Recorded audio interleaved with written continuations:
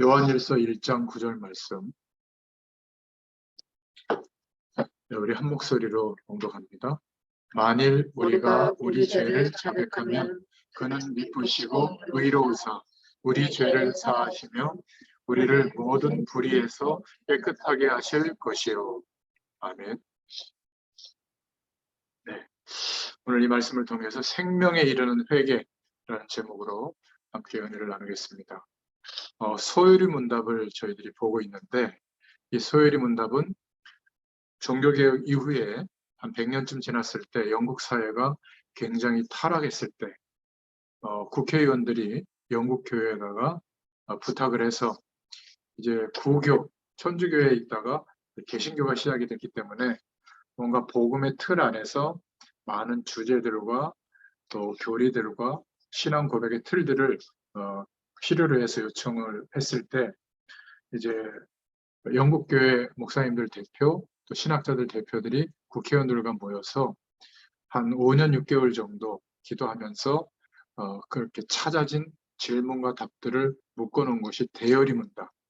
그리고 그 중에서도 107문항을 추려서 초신자들이나 후대들을 위해서 신앙교육을 하기 위해서 준비한 내용이 소요리 문답이라고 합니다. 전체적으로는 웨스트민스터 신앙고백 이렇게 말하기도 하는데요. 107문항으로 되어 있는데 언제 한번 다 정리해보나 했는데 벌써 85문답에 왔습니다. 죄에 대한 부분을 말하고 있는데 질문으로는 하나님께 받을 진노와 저주를 피하게 하려고 하나님이 우리에게 요구하시는 것이 무엇인가? 답으로는 하나님이 우리에게 요구하시는 것은 예수 그리스도를 믿는 것과 생명에 이르는 회개다. 그러면서 그리스도가 우리의 구속의 유익을 전하는 여러 가지 나타내는 방법을 힘써 사용하라는 것이다. 이렇게 답을 하고 있습니다. 대부분 죄에 대한 많은 생각들이 있을 텐데요. 그래서 어떤 사람들은 나는 죄를 너무 많이 짓고 있고 그래서 하나님의 그 말씀으로 약속하신 축복을 내가 체험하고 누릴 수 있는 것이 사실은 쉽지 않다. 이렇게 생각할 수 있습니다. 대부분 죄에 대한 생각이나 이런 부분들이 목회자나 또는 그 교회의 분위기를 따라서 이제 생각을 하다 보니까 복음적으로 정돈이 안 돼 있고 또 그러면서도 또 어떻게 들으면 죄는 다 끝났다 이렇게 또 얘기 듣다 보면 너무나 많은 죄에 대한 내용들을 허용하기도 하거든요. 그러다 보니까 이렇게 세계 교회 또 모든 교회들이 이 죄에 대한 문제가 복음적으로 명확하게 정리가 안 돼 있고 피할 길을 제시하지 못하니까 율법적으로 막고 문제야. 그거 회개하지 않으면 큰일 나. 하나님 진노하셔. 뭔가 이렇게 두렵게 회개를 하도록 가르치거나 아니면 다 끝났으니까 뭐 웬만한 그런 것들은 뭐 하나님 신경도 안 쓰신다. 뭐 이렇게 생각하는 경향도 있습니다. 그래서 오늘 생명에 이르는 회개라는 제목이 답이 돼야 되는데요. 하나님은 우리에게 너 잘못했으니까 뭐 고쳐 이런 의미에서 회개를 하라고 한 게 아니라 영원한 하나님의 축복을 누릴 수 있도록 안전장치를 주신 게 회개라고 보시면 됩니다.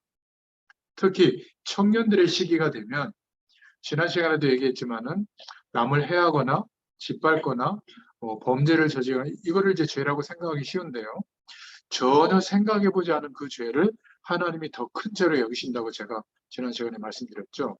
뭐냐면 하나님이 없어도 내가 이 세상 배경에 많은 것들을 얻고 최선을 다해서 그 위치에 도달하면 행복해질 것이다.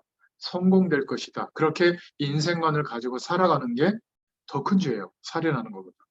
그래서 하나님이 마음에 생각하는 것을 항상 악할 뿐임을 보시고 이렇게 보셨거든요. 노아 시대를. 노아 시대가 타락이 극심한 게 아니라 어떤 타락이 극심했냐면 하나님 없어도 살만한 세상을 만들었어요. 그리고 정말 막 행복해할 정도로.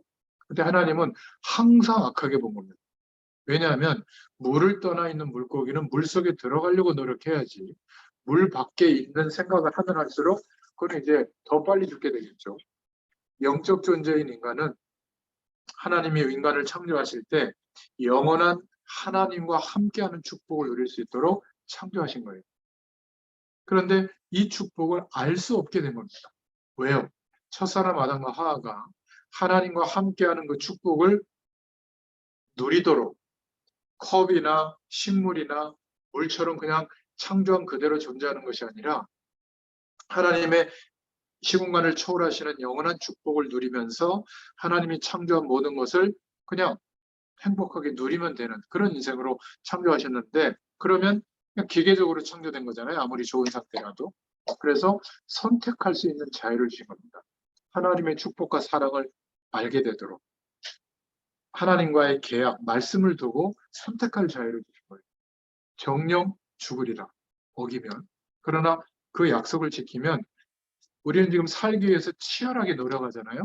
그런 수고함과 노력함이 필요 없을 정도로 시공간을 초월하시는 하나님의 능력으로 하나님이 창조한 모든 것을 누리도록 그런 축복을 주신 게 인간인데, 지금은 출생해 보니까 내가 지은 죄는 아닌데 가장 중요한 원죄를 범하고 살아가고 있는 거예요.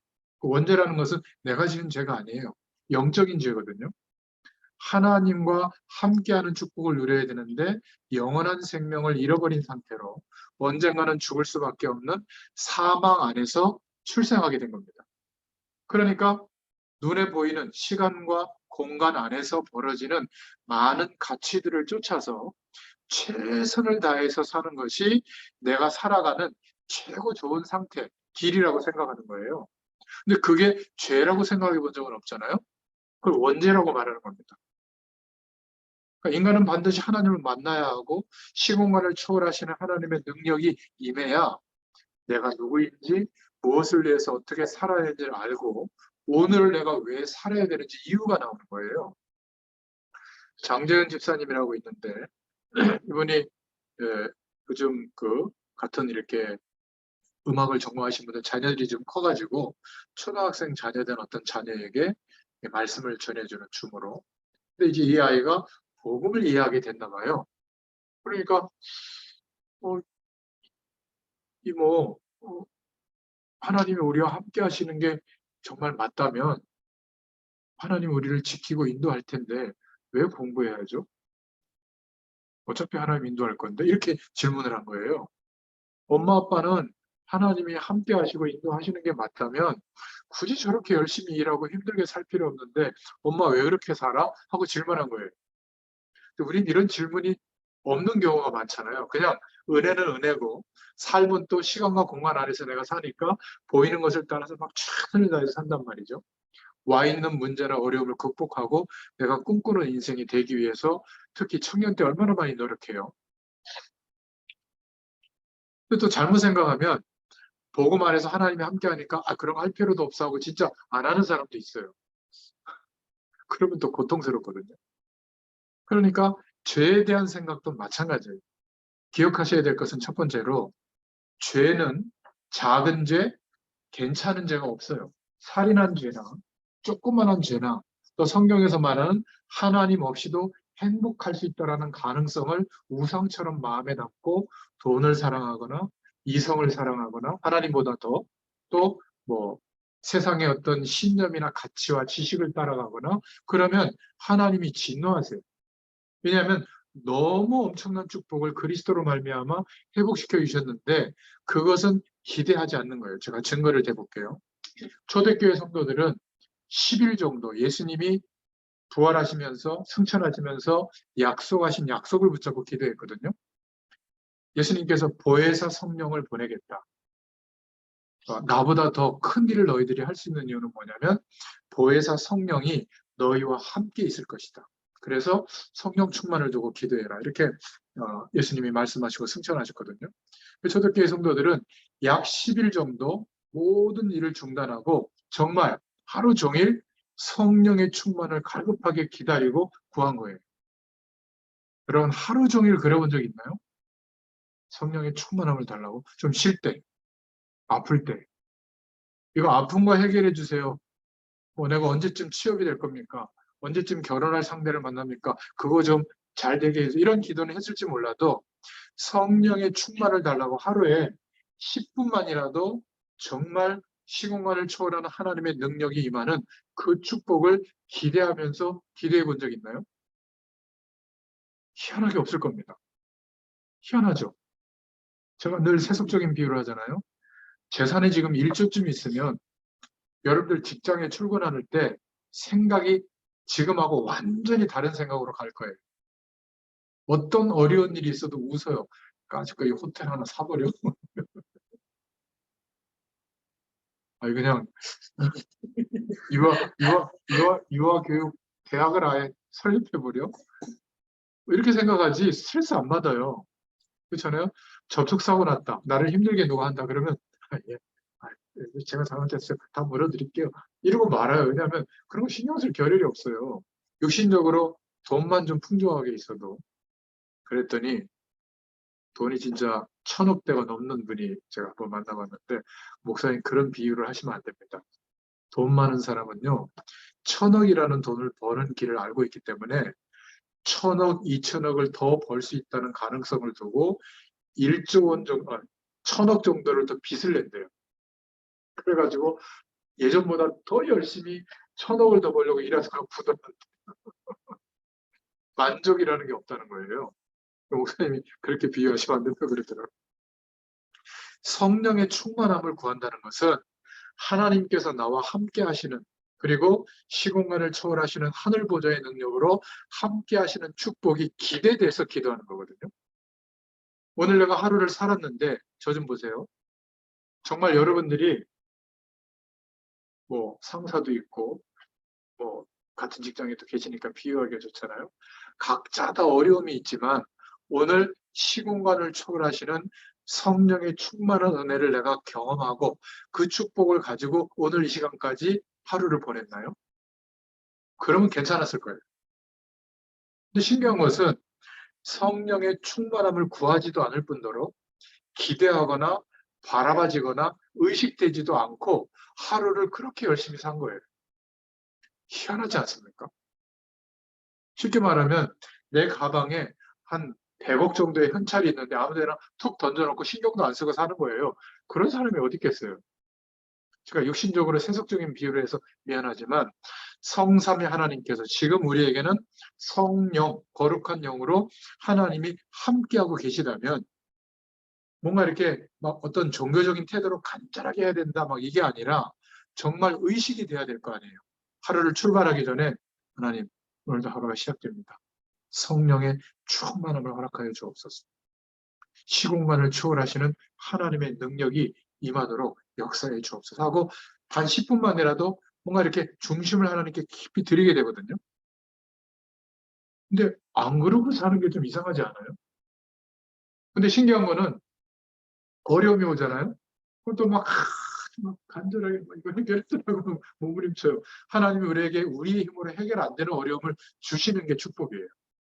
그러면 육신적으로 노력하는 것을 중단하잖아요. 그 문제 때문이라도 어쨌든 하나님을 바라보는데 거기서 그 다음을 넘어서야 되거든요. 말씀이 생각나야 돼. 제가 이렇게 정확하게 하는 얘기는 성령의 충만을 달라고 문제가 생각나지 않을 만큼 성령의 충만을 달라고 뭔가 이렇게 간절히 기도할 때가 온 거거든요. 하나님이 축복의 기회를 준 거예요. 그런데 그때 우리의 영적 상태는 어떻던가요? 하나님이 안 계신 것 같고 나만 이렇게 어려움이 온 것 같고 실패한 것 같고 굉장히 더 우울해지고 막 상대적 열등감에 사로잡히고 그러지 않습니까? 나를 힘들게 한 그 사람이 막 죽이고 싶도록 막 미워지고 말이죠. 내 어떤 안 좋은 조건들은 막 더 크게 다가오고 그러지 않나요? 완전히 사단이 심어온 거예요. 하나님께서 주권적인 역사심 속에 나에게 내 힘과 세상의 힘으로 안 되는 상황을 허락하신 거거든요. 왜? 이 약속하신 축복을 주시려고. 자, 그런 면에서 죄는 기억하셔야 돼요. 영적인 겁니다. 내가 누구를 미워했다, 힘들게 했다, 이 정도가 아니라 작은 죄, 큰 죄 전부 다 어떤 죄라도 한 가지라도 범하면 적어 놓으세요. 거기다 잊어버릴까. 반드시 하나님의 진노가 임합니다. 두려우라고 하는 얘기가 아니에요. 그래서 죄는 반드시 저주를 받습니다. 피할 길이 있다면 죄를 짓지 말아라. 하나님이 그렇게 우리에게 요구하셨을 거예요. 피할 길이 없어요. 우리가 구원을 받았지만 영적으로는 거듭났지만 육신을 입고 이 시간과 공간 안에 살고 있기 때문에 사단은 시간과 공간 밖에서 역사하는 존재거든요. 그러니까 영적인 힘을 가지고 죄의 권세를 활용해서 우리를 속이기 때문에 죄에 대해서 완벽하게 이기고 있는 사람 없어요. 목회자든 중직자든 렘넌트든 관계없이 전부 죄의 유혹에 넘어집니다. 바리새인들은 대단한 사람들이거든요.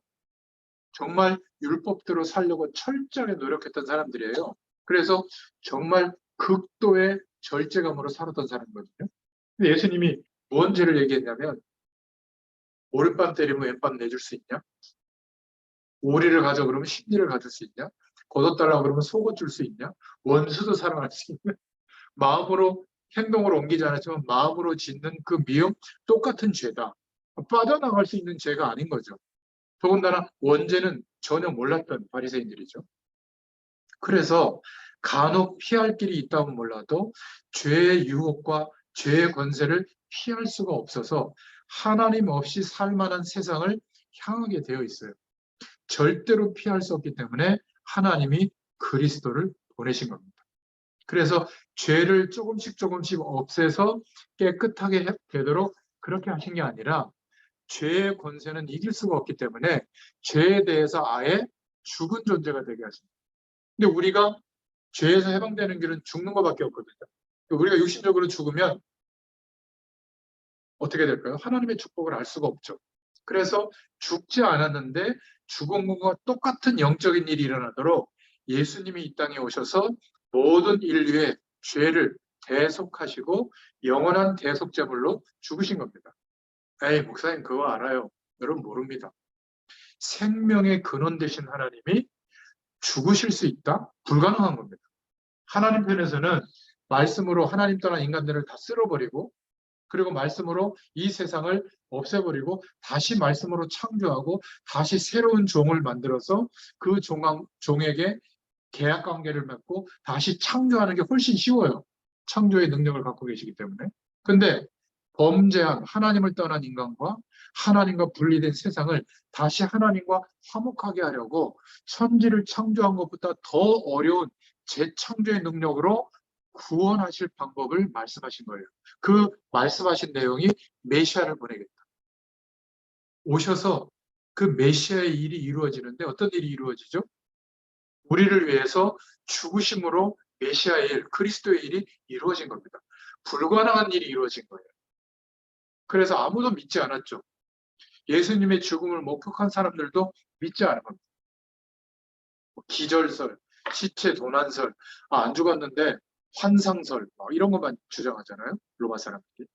근데 그 예수님이 죽으시고 3일 만에 부활하셨다고 하는 것은 죄와 사망의 권세 아래 있던 우리를 예수님의 죽음에 연합되어져서 죽은 존재가 되게 하시고 또 동시에 부활의 영에 연합되어져서 다시 태어나게 한 거예요. 나는 어머니 뱃속에 들어갔다가 나온 적이 없지만 다시 그런 적이 없지만 영적으로 하나님은 죄와 사망의 권세와 저주에 대해서는 죽은 존재로 인정해 주셨고 동시에 영원한 생명에 대해서는 다시 태어난 자로 인정하셨기 때문에 우리에게 예수 생명으로 말미암아 거듭난 인생이 시작된 거예요. 이걸 보고 구원이라고 합니다. 그래서 죄가 없어져서 죄를 안 져서 깨끗하게 돼서 하나님이 복을 주신 게 아니라 죄에 대해서 영원히 죽은 존재로 인정하셨기 때문에 죄에서 해방된 거예요. 너무 감사하죠. 이걸 보고 대속의 은혜라고 합니다. 그래서 십자가, 보혈, 예수님의 피, 구약에는 살아있는 짐승을 가지고 와서 오실 메시아의 약속을 알게 되도록 번제를 드리도록 한 거거든요. 그런데 신기한 것은 우리가 어마어마한 멸망을 받을 수밖에 없는 그런 영적 상태에서 다시 생명을 얻는 축복을 얻었는데 그 가치를 돈보다 세상에서의 성공보다 또는 세상이 주는 쾌락도 있거든요. 이거보다 훨씬 못하도록 아직도 생각하고 있는 거예요. 그러니까 의식이 안 되는 거죠. 시공간을 초월하시는 하나님의 능력이 임할 수 있는 유일한 길, 예수님이 하신 그리스도의 일을 믿을 때 예수 생명에 연합되어져서 이제는 당당히 영원한 하나님의 축복을 누릴 수 있는 신분이 된 거예요. 우리의 상태를 보고 하나님이 축복을 주는 게 아니라, 태도를 보고 주는 게 아니라 내 신분이 어떻게 바뀌어졌는지를 믿는 사람에게 시공간을 초월하는 은혜를 주시는 거예요. 그래서 믿음은 쉬운 거예요. 근데 열심히 노력하는 시간과 공간 안에서의 삶의 태도만 가지고 사는 사람은 복음은 어려운 거예요. 굉장히 공부해서 노력해서 신앙행위를 열심히 해서 그래야 알 수 있다고 생각하거든요. 아니에요. 아까 이야기한 그 초등학교 아이가 복음이 깨달아지고 믿어지니까 내가 왜 이렇게 열심히 공부해야지? 왜 성공해야지? 왜 이렇게 열심히 일하지? 그렇지 않아도 하나님이 지키시고 인도하는 게 믿어지니까. 그러면 왜 공부할까요? 목적이 바뀌는 거예요. 여러분, 대부분의 90% 넘는 사람들이 생존을 위해서 일합니다. 먹고 살기 위해서. 의식주 때문에. 나쁜 건 아니에요. 그러다 보니까 10% 정도 과격하게 해서 그 사람들이 의식주 문제 때문이 아니라 더 거창한 생각과 방향을 가지고 일하거든요. 예를 들면 왜 국가별로 나눠져서 강대국은 돈을 많이 갖고 있고 저렇게 살찐 거를 줄이려고 하는데 돈까지 쓰는데 어떤 나라는 이렇게 정보의 시대에 정보를 볼 수 있는 미디어, 통신 환경조차도 없을까? 그러면 이 나라와 못 사는 사람들을 위해서 전 세계에다가 지구에다가 근거리 인공위성을 몇천 개를 띄워가지고 통신망을 깔거나 송전탑을 세우려면 굉장히 비용이 많이 들잖아요. 그래서 우리는 그 비용을 통신사에게 뭐 통신요금으로 주고 있잖아요. 뭐 4만 원, 5만 원, 어떤 사람은 10만 원. 얼마나 그 돈이 엄청난지 몰라요. 그런데 국력이 약한 나라들은 그런 거를 깔 수 없으니까 또 핸드폰도 없으니까 또 이동통신이 없으니까 못 사용한단 말이죠. 그러니까 테슬라라는 그 회사를 창업한 누구예요? 네? 네, 머스크. 이 친구 같은 경우는 갑자기 뜬금없이 우주여행 프로젝트 스페이스X라는 회사를 또 차려가지고 정말 터무니없이 돈 많은 사람들에게 지구 대기권 밖에 가서 지구를 보여주고 다시 돌아오는 우주여행하는데 50억씩 걷어요.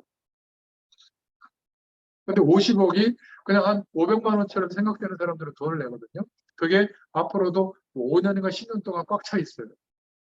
그 돈을 걷어가지고 그 스타링크라는 회사의 진짜 목표는 적에도 인공위성을 다 띄우는 거예요. 나사보다 더 많이 띄우고 있거든요. 지금 로켓을 쏴가지고. 신기하죠. 그러니까 전 세계 모든 사람들에게 어떻게 하면 더 편리하고 인류애적인 마음으로 혜택을 줄 수 있을까? 이런 마음으로 일하는 사람들은 10% 내외의 사람들인데, 예를 들면 전 세계 사람들의 핏줄 속에 피가 흐르잖아요. 코카콜라가 흐르게 하자. 그런 목표를 두고 뛰는 사람이 있어요. 그게 코카콜라 창업주예요. 아프리카 저 오지에 가도 코카콜라 병 들고 마시고 있거든요. 그러니까 10%의 사람들은 하나님을 믿지 않아도 어떻게 하면 전 세계를 위하여 내가 일할 수 있을까? 이런 생각으로 처음부터 그렇게 커졌겠습니까? 시작을 그렇게 한 거예요. 신기하지 않습니까? 모든 사람들이 공부 열심히 한 사람만 정보를 아는 게 아니라 모든 사람들이 알 수 있도록 정보를 연결할 수 없을까? 그래서 만들어낸 게 가상 공간, 인터넷 공간 안에 정보를 연결하는 WWW라는 생각을 하게 된 거예요. 월드와이드에. 그것 때문에 우리가 지금 핸드폰으로도 정보들을 보고 있거든요. 막 컴퓨터 언어를 치고 할 때 이거 너무 컴퓨터 공학을 한 사람만 알 수 있으니까 모든 할머니들도 어린아이들 쓸 수 있는 게 없을까? 그 컴퓨터 언어를 아이콘, 그림으로 표시할 수 없을까? 우리가 지금 이 누르는 게 이 생각을 한 장본인들이 있는 거예요. 그래가지고 그런 회사들을 모아가지고 스티브 잡스가 그 사과 베먹은 그 애플이라는 회사를 창업했잖아요. 지금도 한국 사람들 가장 매력적인 기구가 애플 아니에요? 젊은 세대들. 그러니까 이런 생각을 기기는 쓰는데 왜 나는 건물주가 돼야지. 이게 인생의 꿈이냔 말이에요. 네? 너무 안타까운 거예요.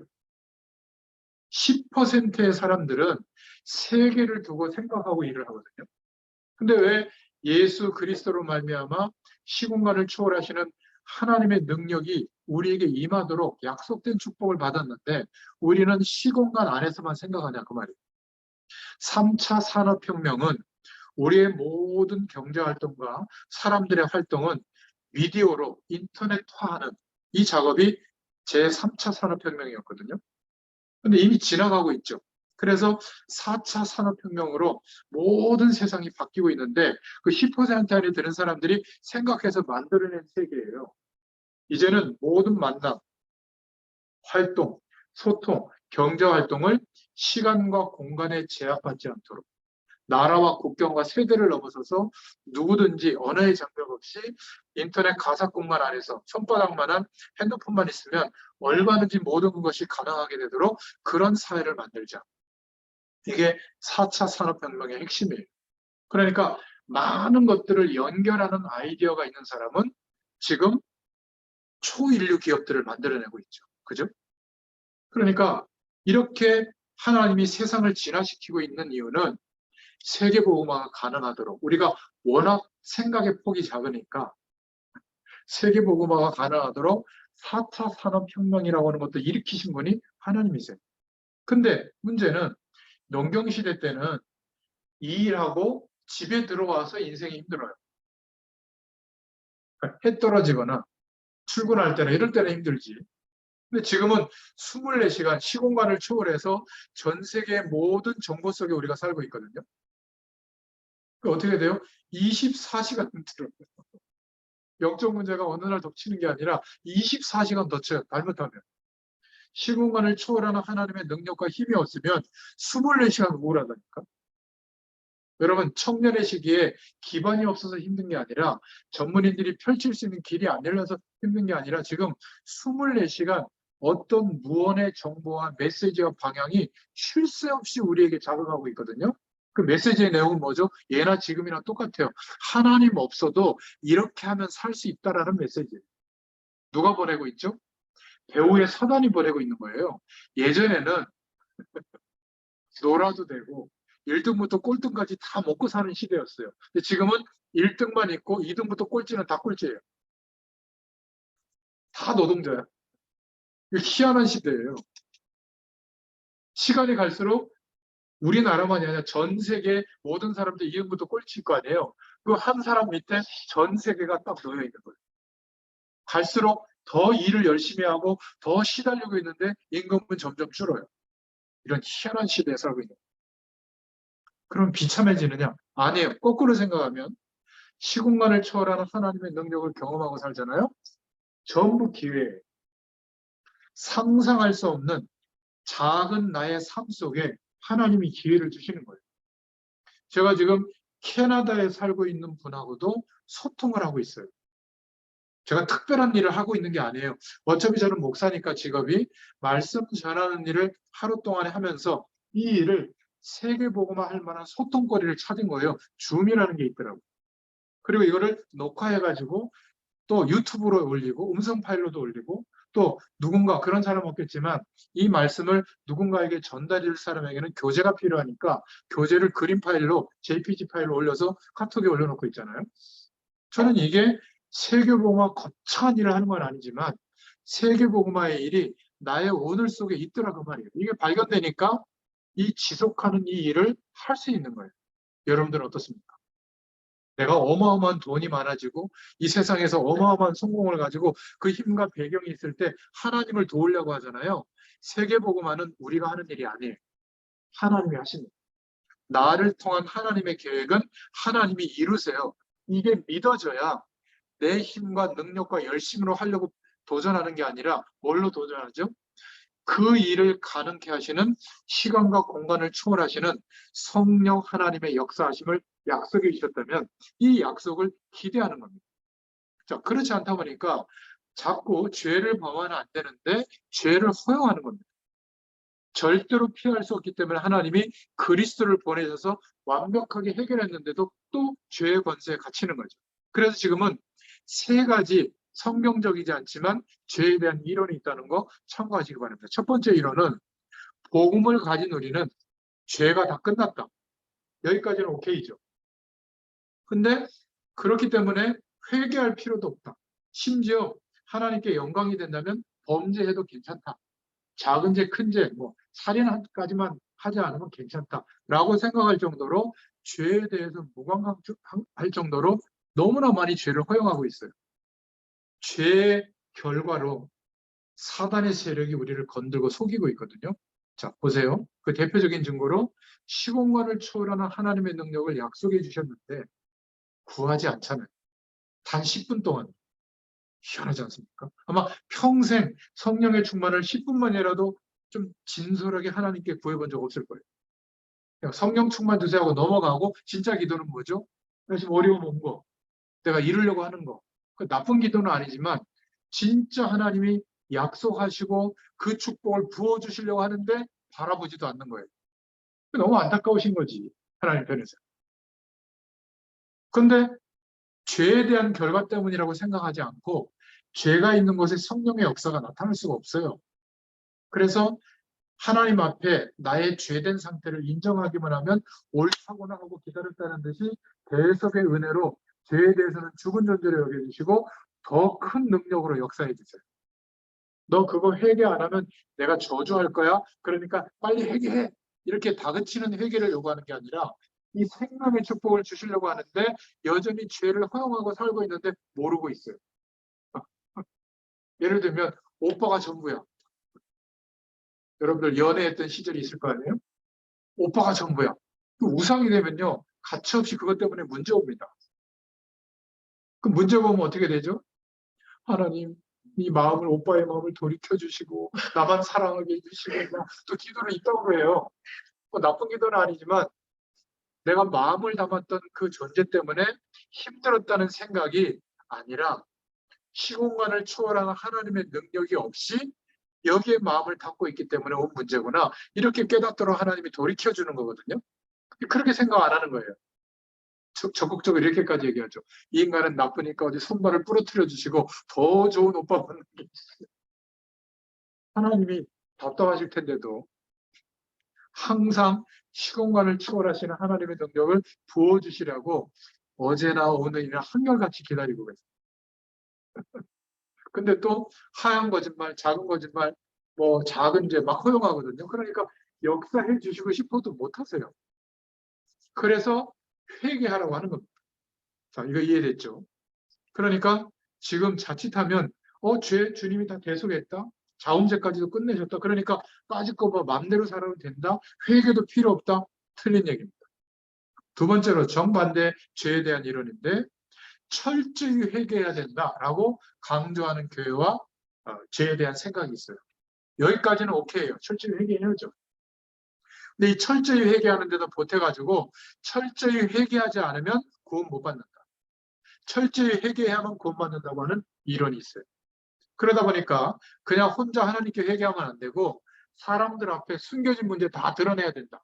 죄를 고백해야 된다. 회중들 앞에서. 그래야 죄에 대해서 네가 인정하는 거다. 해가지고는 어떤 교회는 차례배 시간에 이런 때 성도들 앞에 나와서 마이크 잡고 제가 이런 죄를 저질렀고 이런 음란한 죄를 저질렀고 누구 거 훔쳐먹었고 누구 거 사기쳤고 막 쌍욕을 했는데 이런 욕을 했고 이런 거를 다 성토하게 해요. 그러면 이제 땅땅땅 당신은 사람들 앞에서 회중들 앞에서 죄를 고백했으므로 이제 하나님의 구원이 임할 겁니다. 이렇게 축복합니다. 이런 캐괴한 이론이 있어요. 무슨 자비판하는 시간입니까? 여러분 앞으로 아무리 친한 사람에게도 여러분의 깊숙한 문제 얘기하지 마세요. 하나님께만 인정하세요. 그러면 됩니다. 세 번째 이론은 그리스도는 모든 문제 해결이 맞다. 그러나 구원받아 놓고도 또 죄졌냐? 너 큰일 났다. 구원받아 놓고도 죄졌다면 그걸 회개하지 않으면 이제 하나님이 진짜 손본다. 막 이렇게 회개를 율법적으로 가리키는 거예요. 그러니까 막 부르짖으면서 회개하라고 말이에요. 전부 다 성경적이지 않습니다. 그래서 우리는 죄에 대해서 이렇게 생각하셔야 돼요. 두 번째로 예수님이 우리에게 그리스도 되어주시고 이 사실을 믿게 하신 것은 원죄를 완벽하게 해결해 주신 겁니다.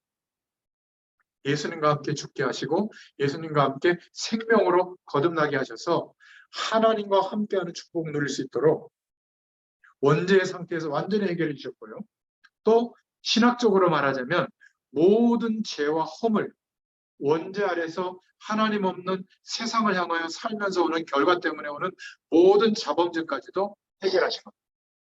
우리의 과거에 있었던 거, 오늘 있었던 거, 미래에 있을 죄까지도 영원히 해결해 주셨습니다. 자, 그렇다면 우리가 죄를 범하는 이 문제에 대해서, 자범죄에 대해서 어떻게 정리하고 해결책을 얻어야 될 것인가? 이것을 우리도 알아야 되고 가르쳐야 될 거 아니겠어요? 그래서 여기서 붙잡아야 될 하나님의 약속은 뭔가? 오늘 서열이 문답에서 답을 참 잘 낸 겁니다. 청년의 시기에 크든 작든 죄에 대한 허용하는 문제들이 있을 텐데 여러분에게 예수 생명이 있다면 불편했을 거예요. 어떤 것은 악한 습관으로 자리 잡아서 같은 죄를 반복하고 있을지도 모릅니다. 그래서 하나님 앞에 적극적으로 이 영원한 하나님의 축복을 허락해달라고 기도도 못할 상태였을 수도 있어요. 오늘 말씀을 잘 들으시길 바랍니다. 원죄를 우리는 해결받았습니다. 그렇다면 하나님과 함께하는 축복을 누리는데 결격 사유는 없어요. 모든 재앙은 해결된 겁니다. 그리스도께서 이때부터 하나님께서 허락하시는 모든 축복을 우리에게 회복시켜 주신 거예요. 믿고 구하면 됩니다. 근데 문제는 자범죄가 문제거든요. 정말로 신학적으로 따진다면 내일 지을 죄까지도 하나님이 끝내버리시죠. 어떻게? 죄에 대해서 죽은 존재로 인정하셨기 때문에. 그런데 우리는 육신을 아직 입고 있고 죄와 사망의 법 안에서 살아가고 세상 속에 살아가고 있기 때문에 죄는 영적인 거라고 했잖아요. 우리의 결심과 결단으로 죄의 유혹을 못 이깁니다. 저를 포함해서. 근데 어떤 사람은 이런 사람이 있더라고요. 나 죄 하나도 안 져. 나 이제 죄에 대해서 깨끗해. 거짓말입니다. 절대 속지 마세요. 오히려 왜 나는 이럴까? 사도 바울은 내가 선을 행하려고 하는데 왜 내 마음에는 이 악을 행하려고 하는 또 다른 내가 있는가? 오라 나는 공고한 자로다. 나는 죄인 중에 괴수다 말이지. 이거는 자범죄를 많이 지은 것도 있지만 영적으로 하나님이 죄라고 보시는 것을 범하고 있는 거예요. 예를 들면 세상에서의 명예, 사람들의 시선, 내 의의가 나타나려고 하는 거, 이거 정말 하나님이 볼 때 죄라고 명명한 것들이거든요. 기억하셔야 됩니다. 우리가 자범죄를 자꾸 허용하면 하나님의 역사하심을 구해도 그 축복이 안 나타나요. 나타날 수가 없습니다. 내 심령 상태가. 그래서 우리가 성경이 말하고 있는 죄를 깨닫기만 하면 돼요. 하나님 앞에서. 그러면 십자가의 보혈의 능력으로 우리를 즉시 죄 있다 하지 않고 흰 눈보다도 깨끗한 존재로 하나님이 인정하시고 더 중요한 것은 시공간을 초월하는 하나님의 능력이 체험되도록 하세요. 언제? 우리가 어떤 상태에 있는지를 하나님 앞에서 인정할 때 그게 회개예요. 그래서 오늘 제목이 생명에 이르는 회개예요. 막 두려워해서 죄졌기 때문에 저주가 올 것 같아서 막 잘못했습니다 이게 아니라 우리의 힘으로 이길 수 없었던 죄의 권세와 유혹에 굴복했을 때 크든 작든 그 문제를 적어도 하루에 한 번 이상 하나님 바라보는 시간에 내어놓잖아요. 하나님은 이유도 따지도 묻지도 않아요. 저도 부모지만 아이들에게 참아주고 용서해주고 하다가 몰아가지고 한번 폭발할 때 너 이런 거 저런 거 내가 다 용서해줬더니 이 선을 넘어하고 막 확 폭발하거든요. 육신의 부모는 그럴지라도 하나님은 우리의 용서해 주셨던 죄를 또 지어도 배알도 없으세요. 기억도 하지 않으세요. 인정하기만 하면 대속의 은혜로 용서하시는 뿐만이 아니라 생명의 축복으로 더 역사해 주세요. 할렐루야. 회개해야 되겠어요? 안 해야 되겠어요? 해야 되겠어요. 인정하면 됩니다. 부끄러워하지 말고. 목회자나 사람들 앞에 얘기할 것도 없어요. 그거는 모자란 사람들입니다. 그러면 아무리 성인군자라고 하더라도 인격이 훌륭해도 그 모자란 얘기를 듣거나 목회자나 여러분 주위의 뭐 선생님들이 좋게 보겠어요? 그 시각과 그 말이 계속 생각날 텐데 여러분은 항상 깨끗하고 우아하고 괜찮은 사람이라고 얘기하세요. 맞으니까. 하나님 그렇게 보고 있으니까. 여러분 왜 하나님이 회개하라고 하냐면 사단은 우리를 멸망시키지 못해요. 원죄에서 해방받았기 때문에. 그러니까 자기의 권세로 멸망시킬 수도 없지만 자범죄에 우리가 빠질 때마다 속이는 거예요. 돈 문제 때문에 어려운 줄 알아요. 아주 악독한 그 사람 때문에 어려운 줄 알아요. 나의 능력이 부족한 것 때문에 어려운 줄 알아요. 피부가 까매서 어려운 줄 알아요. 어? 아니 뭐 얼굴이 꼭 하얘야 돼요? 우리는 황인종이에요, 황인종. 미백, 너무 그렇게 신경 쓰지 마세요. 괜찮습니다. 우리는 우리 존재 자체로 존귀한 사람이 된 거예요. 가치를 매길 수 없는 사람이 된 거예요. 여러분, 이 자존감이 시공간을 초월하는 하나님의 능력을 소유하고 있기 때문에 회복되는 거예요. 외형적인 조건 아무리 갖춰도요, 우리보다 월등히 뛰어난 사람이 있습니다. 더 하얀 사람이 있고요, 더 예쁜 사람이 있고, 더 능력 있는 사람이 있어요. 더 부모 잘 만난 사람이 있고, 결혼도 더 잘하는 사람이 있어요. 상대적으로 항상 우울해질 것 투성이에요. 거기에 우리의 존재감을 두지 마세요. 우리의 정체성은 시공간을 초월하시는 하나님의 능력을 경험하면 거기에 두는 겁니다. 옮겨지게 된 거예요. 사단은 우리가 자범죄를 허용할 때마다 속일 수 있는 거예요, 우리를. 그래서 힘들었던 겁니다. 예수 믿고 교회 가서 예배 드리는데도 세상이 더 커 보였던 거예요. 그래서 오늘 회개하는 것이 맞는 겁니다.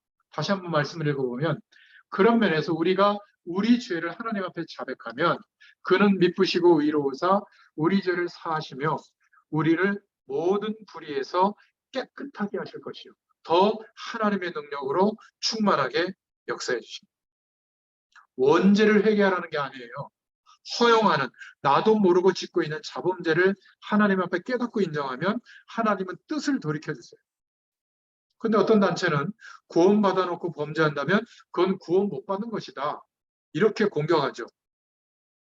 구원파 이런 사람들이 아주 집요하게 이런 것들을 따져 묻거든요. 저와 여러분은 깨달아야 됩니다. 오늘도 죄 짓지 않았어요? 저 오늘도 신호 많이 위반했어요. 또 지나가면서 어떤 스님이 외제차 몰고 다니더라고요. 얼마나 자연임 상하는지 막 약간 좀 안 좋은 마음도 들고 그랬는데 사고나 나라고. 그거 다 죄입니다. 행동을 안 옮겼을 뿐이지. 그러니까 이 엄청난 축복을 경험해 놓고도 또 넘어져요. 그래서 그럴 줄 알고 육신을 입고 있기 때문에 그럴 줄 아시고 하나님이 우리에게 말씀으로 지금 방향을 준 겁니다. 회개하라고. 우리 죄를 자백하라고. 회개하면 또 용서해 주세요. 그리고 회개할 때마다 용서뿐만이 아니라 하나님의 능력으로 역사해 주시는 줄로 믿습니다. 그래서 잘못을 깨달으면 기도 응답이 더 빨리 와요. 이 놀라운 축복을 우리에게 준 겁니다. 회개는 축복의 장치예요. 그래서 오늘 이 사실을 오랫동안 기도하면서 깨달은 영국의 믿음의 선배들이 어떻게 이 죄 문제를 해결할 수 있느냐, 하나님이 원하시는 게 뭐냐, 답으로 예수 그리스도를 믿는 것이다. 우리를 대속하신 그 은혜를 믿는 것이다. 그러나 계속 허용하는 자범죄는 생명에 이르는 회개를 하면 된다. 똑같은 죄에 대해서 계속 반복적인 죄를 범하게 될 때는 우리 힘으로 안 되거든요. 그때는 어떻게 하라고요? 성령 하나님의 도우심을 구하세요. 하나님이 역사해 주십니다.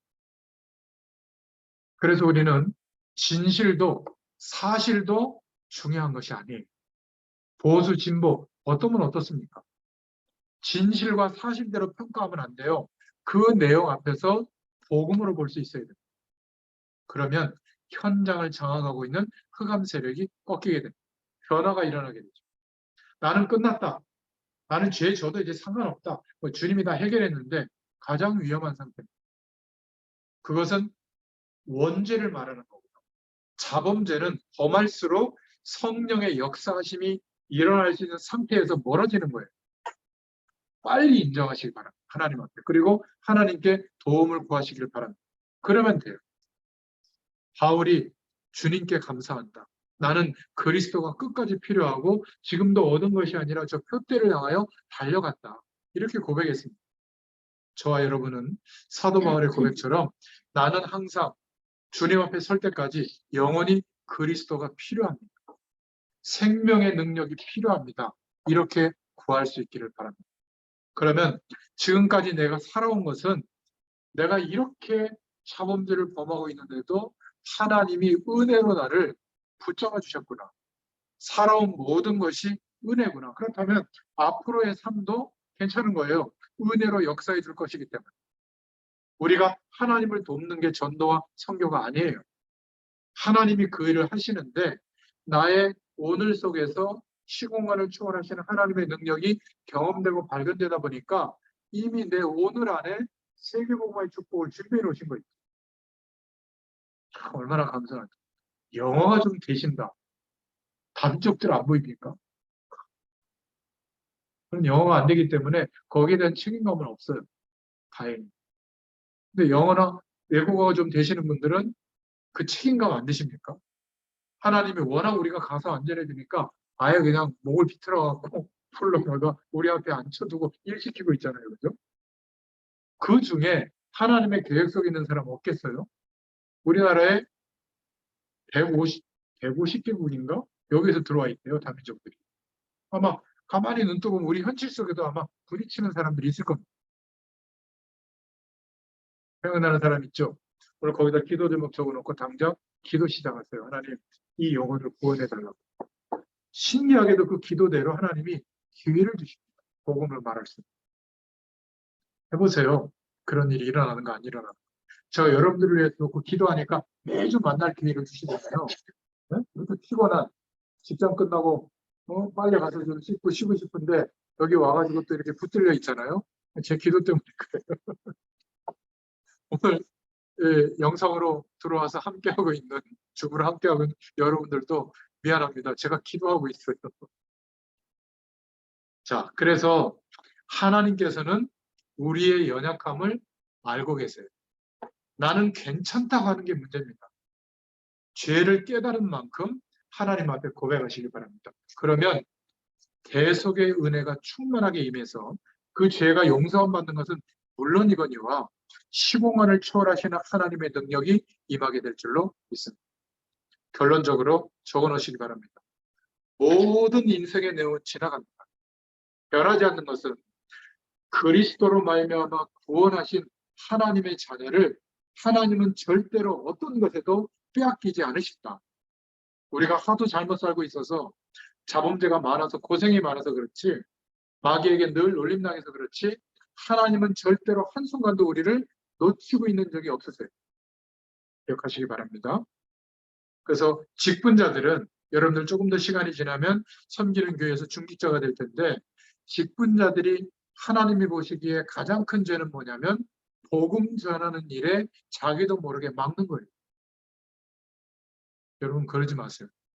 차라리 예산이 없으면 내가 따로 보이지 않게 헌금을 해서 그 교회 일을 돕든지 예산이 안 돼서 가로막는 일 하지 마시고요. 믿음이 없으면 하나님께 기도하시면 됩니다.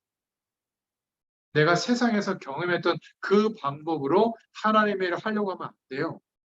그래서 어떤 때는 잘 모를 때는 할 수 있는 게 뭐죠? 기다리는 거예요. 불신앙 다 털어놓지 말고 굉장히 부끄러움 당합니다. 하나님이 볼 때는 살인하는 것보다 더 악한 죄가 복음 가로막는 죄예요. 유대인들 특히 바리새인들은 철저하게 자신들이 안다라고 생각하는 율법을 지키려는 행동으로 살았거든요.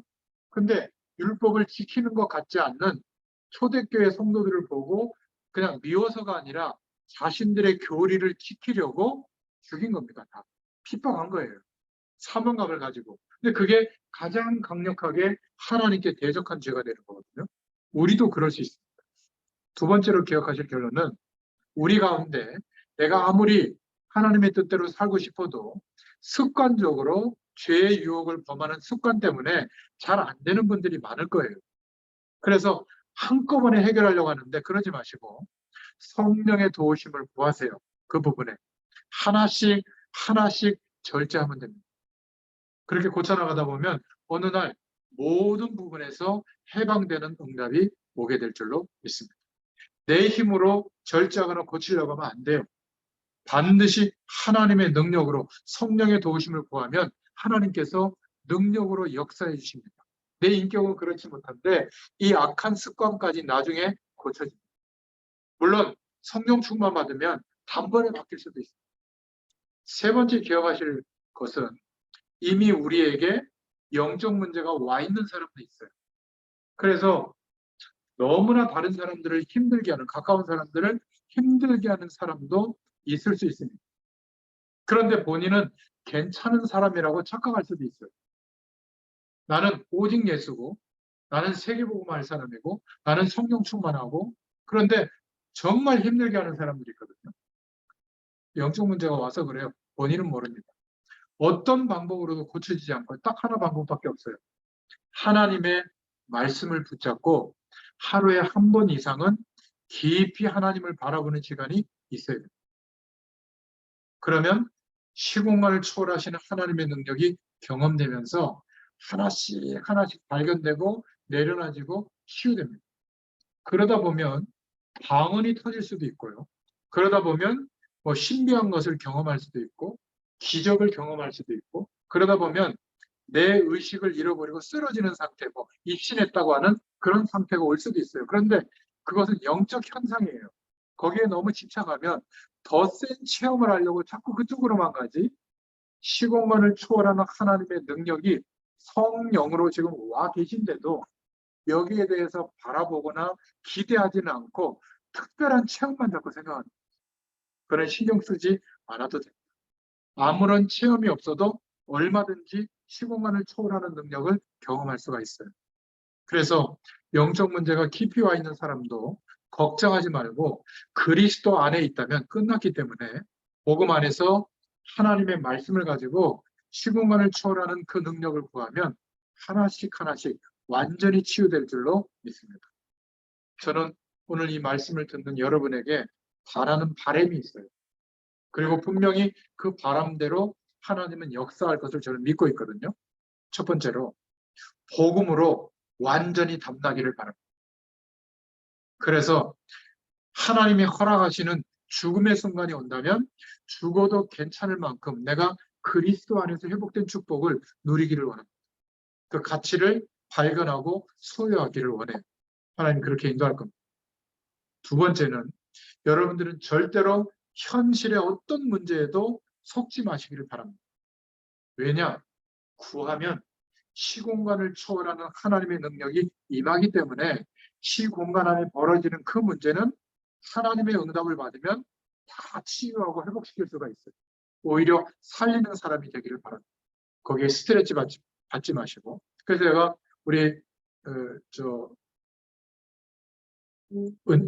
윤희 자매한테 그런 얘기까지 한 거죠. 왜 불신 부모님이나 가족들에 대해서 안 좋은 마음을 갖느냐. 그러지 마라. 이런 영적인 얘기하면 절대 알아들을 수가 없다. 언제 알아듣죠? 생명이 회복돼야 알아듣죠. 그럼 그때는 언제요? 하나님의 주권을 쥐고 있잖아요. 그럼 나는 자녀로서 복음에 대한 하나님이 함께 하시는 축복을 소유하고 있다면 더 섬겨드려요. 또 더 힘들게 했을 때 더 이해해 드리면 되죠. 그리고 아주 안 좋은 걸 요구할 때는 우상을 숭배하는 쪽을 요구할 때는 네 하고 안 하면 되죠. 막 다투고 내가 옳다고 강조하고 그럴 필요가 없는 거예요. 그냥 사랑으로 섬겨드리면 돼요. 어느 정도까지? 예수님은 제자 훈련을 마친 제자들에게 마지막 제자의 도를 가르쳐 주셨는데 갑자기 신발을 벗어나는 거예요. 그리고 물을 떠와가지고 발을 씻겨주는 겁니다. 우리는 아무것도 아닌 것 같잖아요.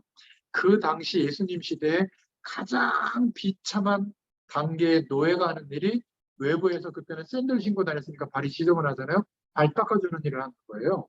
세족, 발을 씻겨주는 노예. 너희가 이런 자세로 복음의 신분을 해라라고 제자의 도를 가르쳐줬는데 우리는 어떤가요?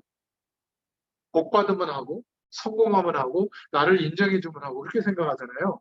아직 시공간을 초월한 하나님의 능력이 경험되지 않은 증거예요. 그러니까 급할 거 없어요. 그 축복이 구하면 하나님이 허락하시거든요. 제가 좀 부탁드립니다.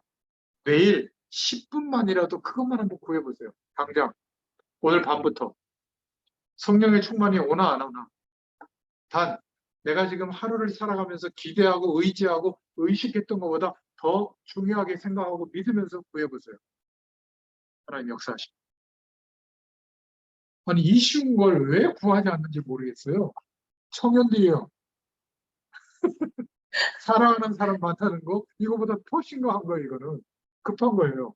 안정된 직장 막 사업의 문이 열리고 뭐 소장으로는 재산이 이주라고 하는데 그거 그렇게 부럽습니까? 훅 불면 날아가요. 진짜 그들이 우리를 부러워해야죠. 왜냐하면 그런 조건을 갖고 있어도 경험할 수 없는 시공간을 초월하는 하나님의 은혜와 능력을 주셨다는데 왜 우리가 믿음으로 구하지 않습니까? 그러면 어떻게 될까요? 최악의 조건에 우리가 놓여 있는데 가정이든 일하는 곳이든 교회든 최악의 상태에 있어도 괜찮아요. 우리의 열심과 노력으로 시공간을 초월하는 하나님의 능력을 가지고 최선을 다하면 최대의 결과가 나오게 되어 있어요. 저는 여러분들의 직장 생활이 그렇게 되기를 바랍니다. 아직도 조건을 탓하고 문제를 탓하는 것은 불신자들과 똑같은 위치에 있는 거예요. 그래가지고 어떻게 우리의 삶이 성공되겠습니까? 그렇죠? 끝으로 적어놓으세요. 올바른 복음의 동기를 가지면 진짜 응답을 하나님이 주신다. 진짜 응답은 뭐죠? 성령의 인도를 받게 되는 거예요. 우리의 하루의 삶 속에 성공시키고 행복하게 사는 게 문제가 아니라 성령께서 인도하시는 길이 들어있어요. 그 안에 이 응답이 오게 되는 겁니다. 그래서 복음 안에 있는 영적인 힘을 가지면 교회를 살리고 우리의 현장을 살리고 세계 복음화하는 축복이 있게 될 줄로 믿습니다. 이 은혜가 있는 한 주가 되기를 축원드립니다. 하나님 감사합니다. 오늘도 주의 말씀을 우리 청년들에게 또 전문인들에게 허락해 주심을 감사합니다. 더 이상 죄에 대한 문제로 고민하지 않게 하시고 이미 완벽하게 해결해 주신 대속의 은혜를 우리가 기대하고 그 축복 속에서 하나님 앞에 우리의 죄를 허용하는 자범죄의 문제들을 인정하고 고백할 때 회개의 축복이 우리에게 임하게 되는 줄 믿습니다. 시공간을 초월하는 하나님의 능력이 실제가 되도록 하나님께서 더욱 역사해 주실 줄 믿습니다. 감사드리며 예수님의 이름으로 간절히 축복하옵고 기도하옵나이다. 아멘. 감사합니다.